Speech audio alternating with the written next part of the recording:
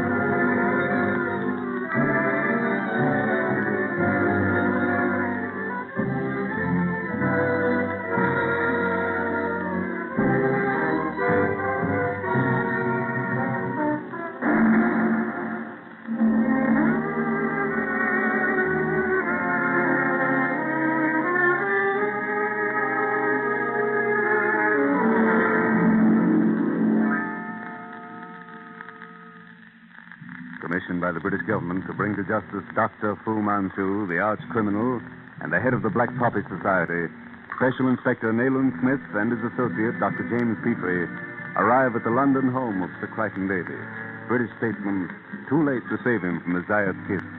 Death through the bite of a deadly, poisonous insect. Smith has discovered the object of Dr. Fu's presence in London to be the elimination of outstanding scientists and political leaders, of which Sir Crichton Davy was the first on Fu Manchu's list. Back in their Baker Street quarters, a similar attempt on their lives is frustrated by the quick action of Nayland Smith. Careful, Petrie. I think I've killed it. But even in death, the thing is venomous. Great Scott, Nayland. What is it? Come here. Look. Don't touch it. Have you ever seen a giant centipede? Look at the size and color of the thing. It's at least 6 inches long. A vivid and venomous red. Apparently, it's of the Scolopendra group. The shape's absolutely strange to me. It has something of the appearance of a huge ant.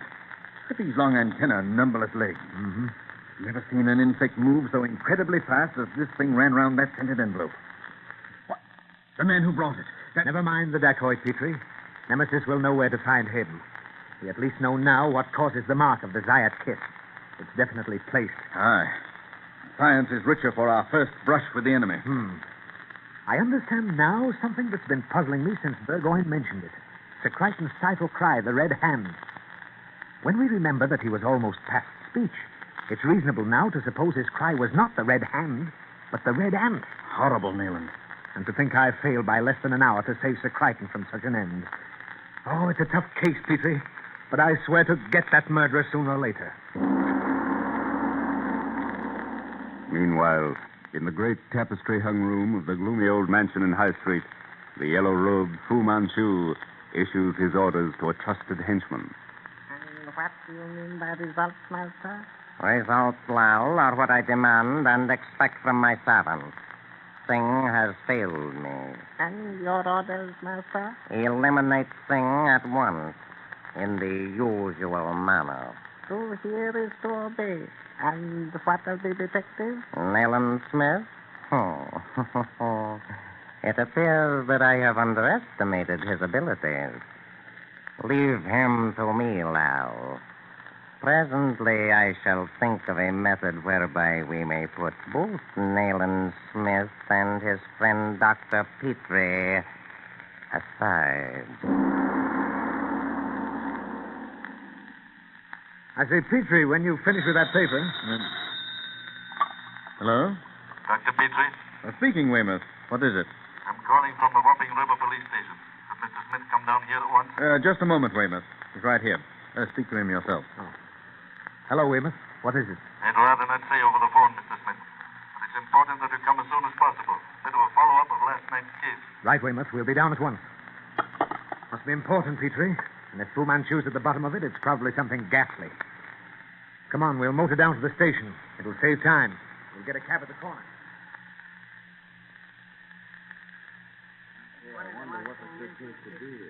I'm Nayland Smith. I want to see Inspector Weymouth. Special Inspector Nayland Smith? Yes. Is Weymouth here? This way, sir. Right in here. Mr. Smith, glad you came. And you, Dr. Petley. Oh, Welland, ask Inspector Rohmer to step in here. Right on, sir. All right, Weymouth. What is it? Over here, Mr. Smith, on the table. I'll remove the sheet. By Joe. Who is it, Weymouth? It's Cadby, Dr. Petley.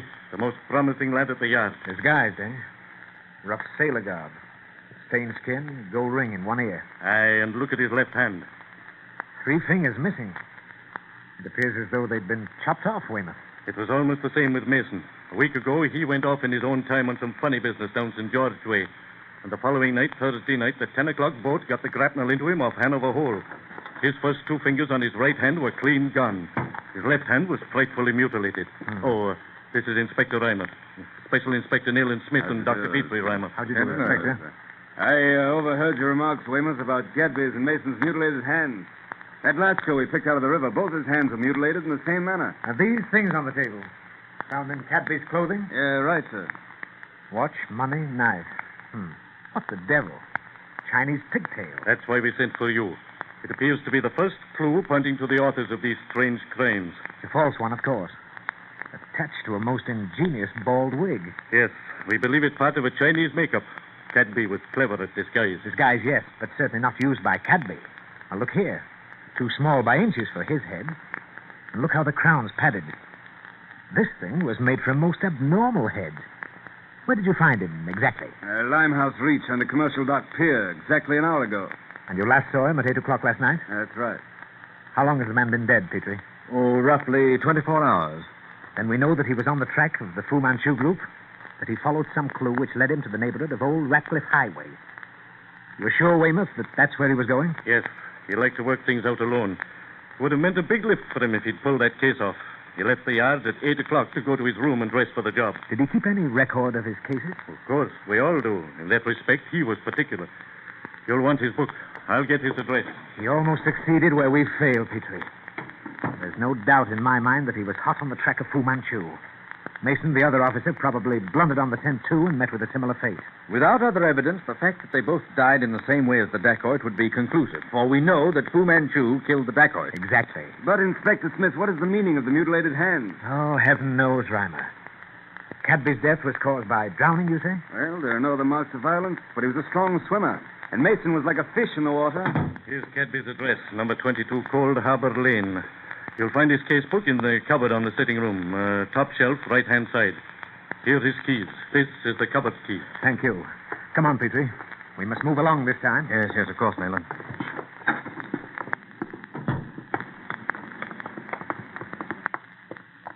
Good job we kept the cab. Number 22, Cold Harbor Lane, driver. As quickly as you can.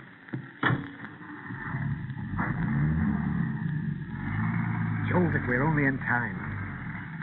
Fu Manchu is sure to come there. This time, Petrie, we'll... Wait. The pigtail. I forgot it. Stop, driver, stop. We've got to have that pigtail, Petrie. Don't wait for me. Go to the address and get that book. Come straight out to Scotland Yard and meet me there. Oh, but Nayland, I'll wait or we'll go back. A few minutes can make no difference. Do you suppose Fu Manchu's going to leave evidence like that book lying about? It's 1,000 to 1 he has it already, but there is just a bare chance. Go on, driver.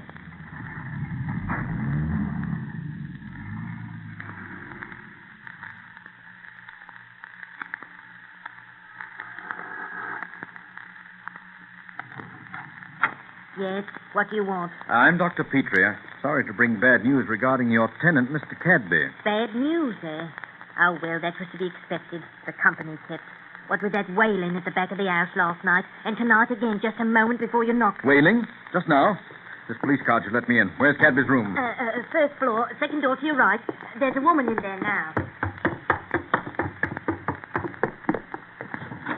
Don't move. What are you doing in this room? Academy. So I did get here in time. Oh, Dr. Petrie. What have you taken from that cupboard? Give it to me. Oh, I have taken nothing. Oh, Dr. Petrie, you must go at once. You are in terrible danger. Please go. Not until you give me what you took from that cupboard. Then you're going with me to the police. I will tell you all I can, all I dare. I know how to deal with your friends. But with you, I am lost. If you could only understand, you would let me go. Let you go? You have no claim to mercy. I am not free as your English women are free. What I do, I must do, for it is the will of my master. And I am only a slave. And you, Dr. Petrie, you are not a man if you can give me to the police. You have no heart if you can forget that only last night I tried to save you. You lured Cadby to his death. Oh, no, I swear I did not. I spied upon him, yes. But it was because he would not be warned that he met his death. I could not save him. Then save yourself by telling me where I can find Fu Manchu. Oh, I dare not. I dare not. Not if you would go to find him. Your friend, Leland Smith. Yes, I would tell him. And he would die. No, that's ridiculous. Come on. Tell me.